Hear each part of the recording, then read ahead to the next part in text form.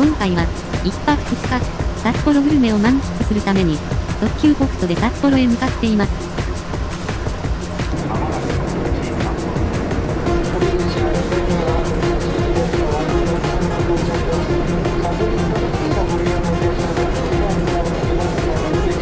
なお、特急なので、このように時速120キロ程度が最高速度になります。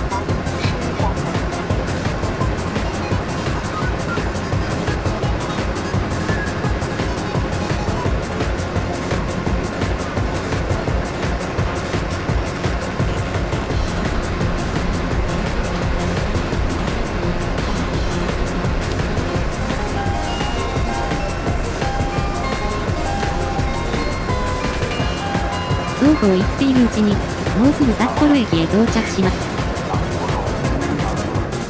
その後、下車した後、最初のグルメスポットへ向かっています。まずは、土日価格を買ったので、地下鉄を真駒台方面に向かいます。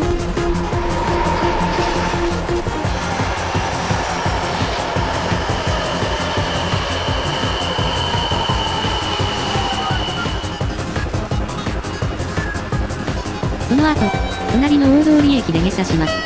今回は、有名なラーメン屋を食べてみたいと思い、向かっています。地上へ出たら、創成川を渡っていきます。この先にある、市場に目的のラーメン屋があります。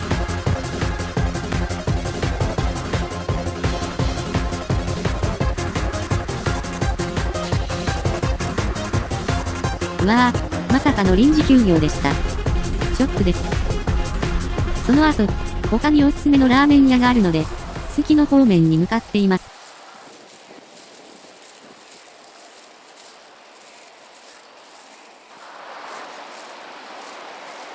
目的のラーメン屋は、札幌名所、新ラーメン横丁の一角にあります。今回のラーメン屋はこちらです。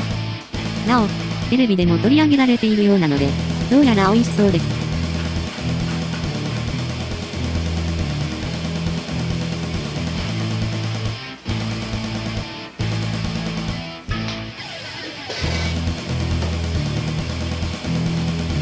今回は、こちらのラーメンと、餃子を食べていきます。それでは、いただきます。こちらのラーメンは、バターとコーンが入っています。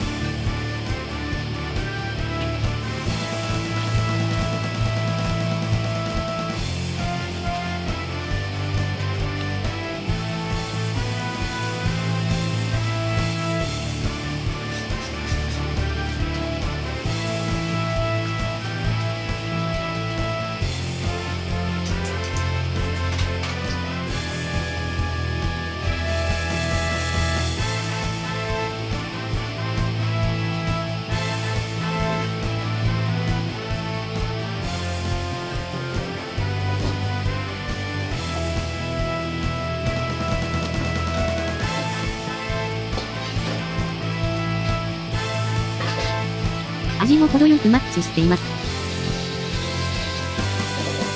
こちらは、餃子です。ジューシーで、ラーメンのお供におすすめです。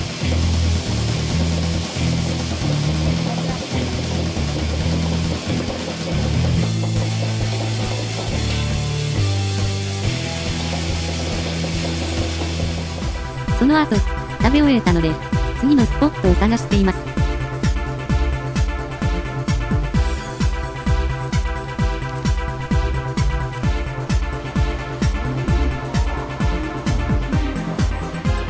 次は、地下鉄東宝線に乗って、札幌ビールの博物館に向かいます。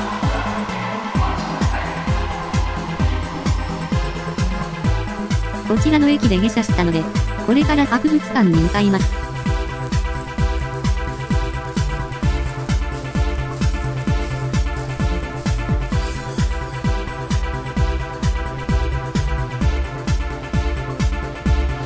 の後、ようやく博物館に到着しました。それでは、これから館内に向かっていきます。館内への入り口はこちらです。ちょうど、よさこいソーラン祭りが開催していたので、たくさんのお客さんがいました。博物館の見学は、自由に見学できる無料のコースのほか、解説などが付属する有料のコースもあります。こちらのオブジェは、まるでビールに入っているように撮影することも可能です。お土産コーナーでは、ここでしか購入できない商品も販売していました。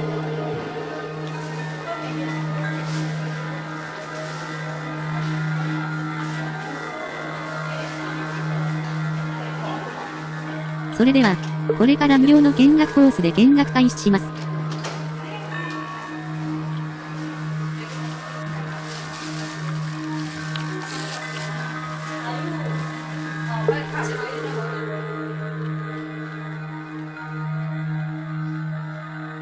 エレベーターで3階へ到着したら見学開始です。なお、これより館内は写真のみの撮影となりますので、皆さんもお気をつけくださいませ。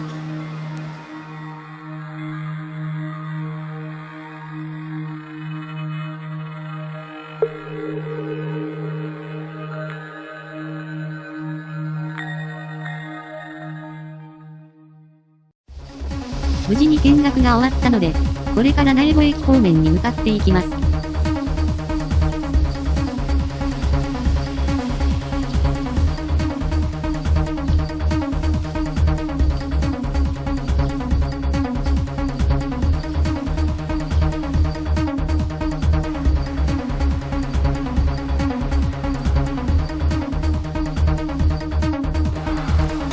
このように、一角は自然がたくさんあり、都会のオアシスのような感じでした。その後、札幌中心部へ戻り、次のグルメがある赤レンガテラスに向かっています。今回は、こちらの赤レンガテラスにあるフードコートで、札幌のソウルフードの有名なザンギを食べていきたいと思います。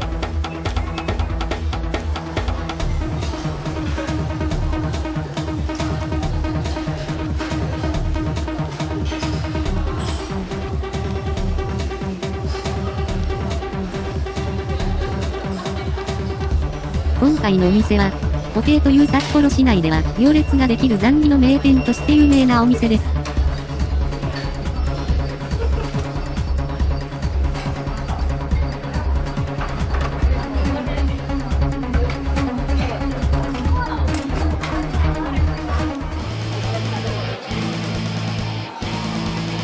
こちらが、ザンギ定食です。とにかく、肉がでかいです。なお、ザンギというのは、いわゆる鶏の唐揚げのことですが、一般的な鶏の唐揚げとは味付けが異なっており、中華風の味付けになっています。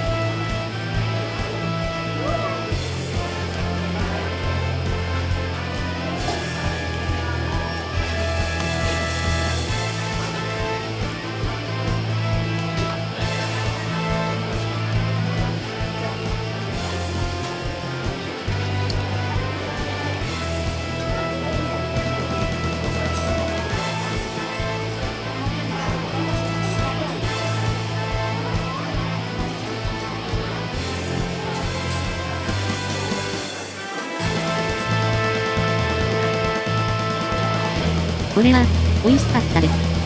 これだもの、行列は理解できます。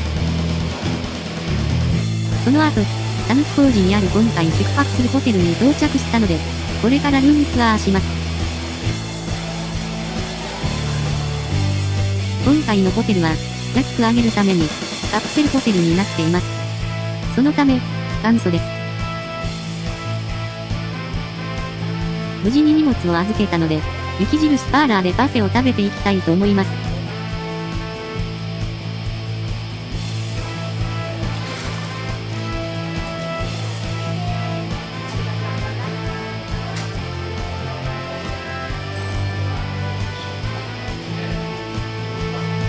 こちらが、パフェです。暑い時にはおすすめです。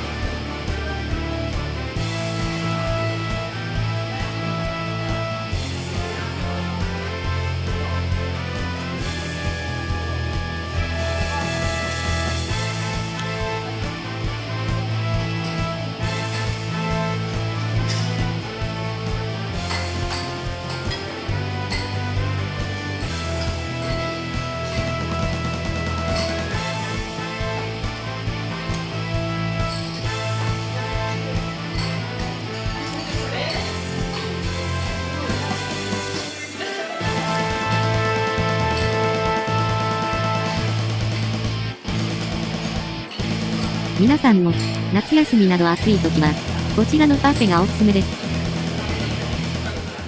その後、昨年開業した都市型水族館を巡っていきます。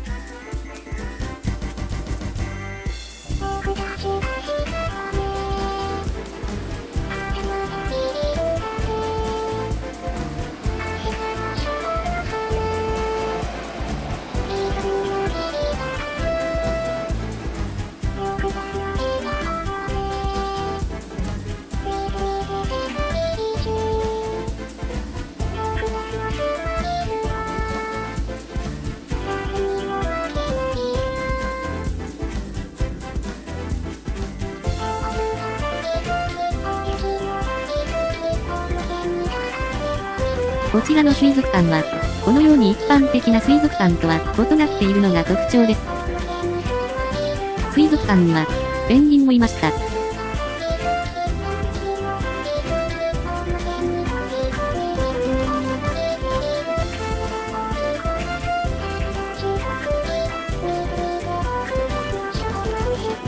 フェで、締め、パフェを食べていきたいと思います。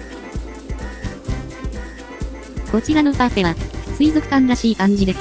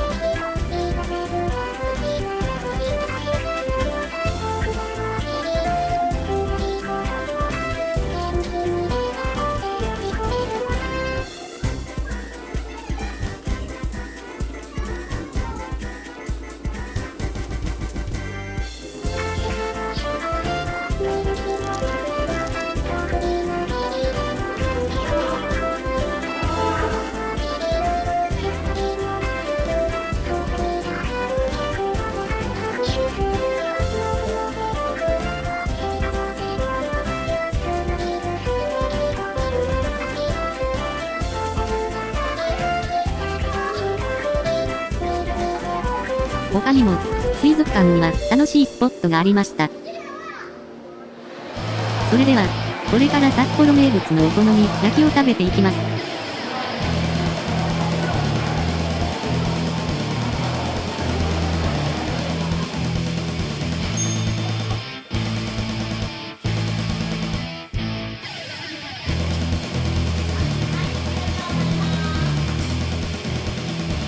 こちらの、風月というお好み焼き屋は、札幌で有名なお好み焼きの名店です。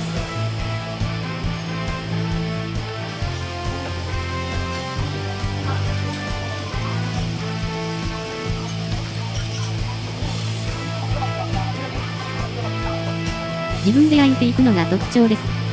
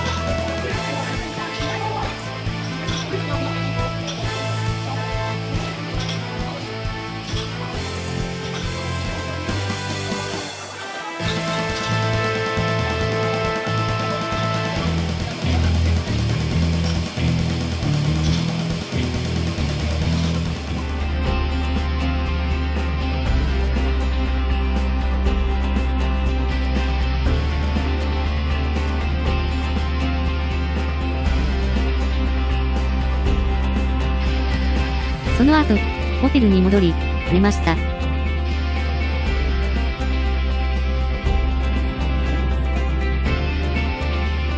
翌日、このようにカーシェアの検証をしました。その後、高速バスで帰って行きました。